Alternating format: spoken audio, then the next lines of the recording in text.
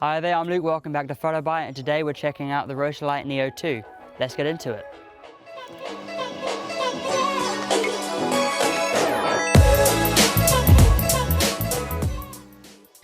So the Rotolight Neo 2 is not an LED light, but you can also use it as a flash. So this has a lot more going for it than just your standard LED light. For example, you can actually change the temperature, and you can also change the brightness by each time 1% from 1 to 100. Now, there's also a menu system in this as well, so you can actually use different effects. So you can get a fire effect or a thunder effect, or also get the effect of police lights outside your door. And it's a great idea, and it's a great thing to see in lights like these for filmmakers who don't want to be changing around different light setups. They just want to stick with one that works, that can give them different kinds of effects without needing to go and spend crazy amounts of money. The price point at which these come out at is £250, and then they do work up where you can get a V-mount batteries to make it last longer on the outside. This does take 6 AA batteries, which you need quite powerful ones, might add, because what we've got in here at the moment are lithium-ion element batteries. So you can't just go with your cheap ones that you can buy down from the local corner store. You need to get some strong batteries because of the way these lights work. When you do get the right batteries, you have a run time of up to an hour and a half, which is actually quite a long time if you think about it, coming out of 6 AA batteries. And what you can also do is when you link it up via the cable, you can actually get it a bit brighter as well. And that's a nice thing to see. Now, one thing I do wish that they would have a look at, I mean, I understand you do get a V-mount battery, which enables you to last a bit longer with this guy, but it would also be nice to see them put in a rechargeable lithium-ion battery, because if that was in the back, that would be, well, one, it would be a lot easier. Two, it would be a lot cheaper, because AA batteries, when you spend a lot of money on them, they're not cheap. And three, they do it in their larger models, so it'd be nice to see them put it into the Neo 2, even if it's just as small as what you would see on the back of an external monitor for a camera. That in there, I mean, you could be looking at a runtime of maybe 2.5 hours if you do it that way, and it would save you a lot of money having to buy AA batteries. Because in theory, if the lithium-ion battery is £100, and then a pack of 6 batteries or a pack of 8 is roughly, what, £8 or £5 if you're lucky? Over time, that's going to get more and more expensive, and then you're better off just getting a lithium-ion battery and investing a little extra in the beginning to save you some money in the long run. So the light can output at up to 2000 lux at 3 feet, which is really powerful compared to other LED lights on the market. What you've also got is up to a 100,000 hour lifetime on the LEDs. So even though they're putting out quite a bit of power, you're not going to be worrying about these lights going in a matter of 5 years. They can last quite a long time. Another thing as well is the benefit of using LEDs is they're not going to heat up and they're not going to pop. So that's one other bonus, is the fact that you're not going to get lights that are going to be hot to the touch. I mean, we're having this one right now and it's just cold. I don't really feel any heat coming off of that, and currently it's on full brightness. One of the nice things about the LED lights is they're not set to a frequency. So for example, if you're going out and you're doing slow motion video, this light will not flicker. It'll be a constant light all the way through.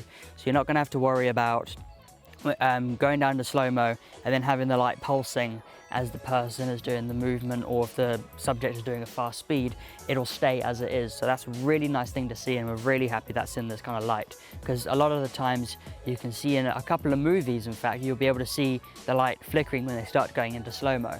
That can be a nice effect, but in most cases it's not something that people want, and also filmmakers don't technically want that. They just have to put up with it.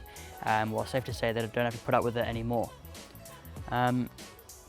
Now, with it also being a HSS Flash, meaning high-speed sync, you can actually use this light and you can get shots that would otherwise be impossible to get with a standard flash gun, because a flash gun will max out the speed of your camera at about 1/250th of a second. But with a light like this, because it doesn't need any refresh time to speed up, not only can you be in burst mode, you can also sync up to 1/8000th of a second. So you can actually link it up, in fact I'll grab it. So you can link it up with the Elechrome flash trigger, which is very nice and it's very easy to use. You can actually buy it with the Neo 2 in a different pack. We did try getting it set up and linked up to the trigger, to the flash, or should I say the Neo 2, because it does both. But we had a bit of trouble with it. But once you get it going, it's pretty easy to use. You can also control your speed and your output out of the Neo, and you can link up more than just one as well. Now, some of the issues that I was having was navigating the menu system, because it's not like clear what you're going into.